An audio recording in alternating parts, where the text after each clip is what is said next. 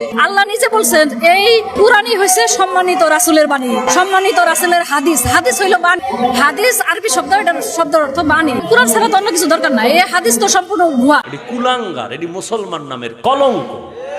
মাদ্রাসায় জঙ্গি প্রশিক্ষণ দেয়, মাদ্রাসায় বলাৎকার হয়, আর মহিলা মাদ্রাসাগুলিতে যে কি হয় সেটা তো বলার অপেক্ষাই রাখে না। আরে শয়তান!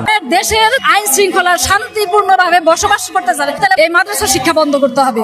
মাদ্রাসা শিক্ষাকে জেনারেল শিক্ষার মধ্যে আনতে হবে। বাটফার কারে কয় চিন্তা করে। আপনারা যারা মাজার ভক্ত তারা কোরআন এবং হাদিসকে ভুল ব্যাখ্যা দিচ্ছেন, এবং মাজারে যারা থাকেন তারা আপনারা গাঁজা সেবন করেন, এগুলো কেন করেন? এগুলি সম্পূর্ণ ভুল কথা। আমার শরম করে। আমরা কোরআনের অনুযায়ী চলি। আমরা আল্লাহ বলছে যে কোরআন স্বয়ংসম্পূর্ণ, কোরআন স্বয়ংসম্পূর্ণ। কোরআন বুঝতে অন্য কিছু লাগে না, হাদিস লাগে না। হাদিস বানাইছে উমাইয়া এবং আব্বাসীয়রা। এরা হাদিস বানায় নিজের এই ধর্মটাকে ব্যবসা বানাইছে। কোরআন অনুযায়ী চললে তো ধর্ম ব্যবসা হইতে পারে না। ধর্মকে ব্যবসা করার জন্য এরা হাদিস তৈরি করছে নবীর নাম দিয়ে। এরা কুলাঙ্গার। আর একটু বেশি গালি দিতে মন চায়, টুপিটা খুললে দিলাম না, আল্লাহ হেদায়েত দিক। এটি কুলাঙ্গার, এটি মুসলমান নামের কলঙ্ক। বর্তমানে কিছু মানুষ হাদিস একেবারেই মানতে চায় না। তারা বলে হাদিস নাকি রাসূল সাল্লাল্লাহু আলাইহি ওয়াসাল্লাম মৃত্যুর 200 বছর 250 বছর পর কিছু মানুষ নিজের বর্ণনা করেছেন, তাদের উদ্দেশ্যে কিছু বলেন। এরকম মানুষ অনেক জায়গায় এখন হয়ে গেছে। তারা হাদিস মানে না, তারা কি মানে? কোরআন মানে।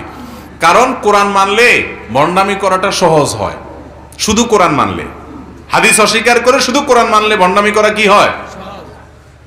কারণ কোরআনে আল্লাহ তাআলা বলছেন নামাজ পড়ো। কিভাবে পড়ো আল্লাহ আর বলে নাই। তাহলে এবার ঘুরে ফেরা একটু পাগলামি করে কোন রকম বলা যায় যে নামাজ হয়ে গেছে, ঠিক না ভাই? ঠিক। কিন্তু হাদিস যখনই ধরতে যাবেন তখন দেখবেন যে তার মধ্যে এই সমস্ত পাগলামির কোনো সুযোগ, পরিষ্কার সবকিছু। শুধু কোরআন যদি মানলে যথেষ্ট হতো তো আল্লাহ তাআলা রাসূল পাঠাইতেন না। আল্লাহ কিতাবও পাঠাইছেন, রিজালও পাঠাইছেন।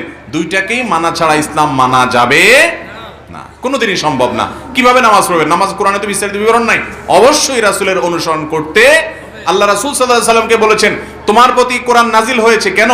লিতুবাইয়িনা লিন-নাসি মা নুজিলা ইলাইহিম, যাতে করে মানুষের প্রতি যা নাজিল হয়েছে সেটা তুমি মানুষকে ব্যক্ত করে করে বুঝাই দিতে পারো। এই জন্য নবীজির কাজ হলো সেটা। সেটা না করলে কখনো ভালো মুসলমান হওয়ার সুযোগ নাই।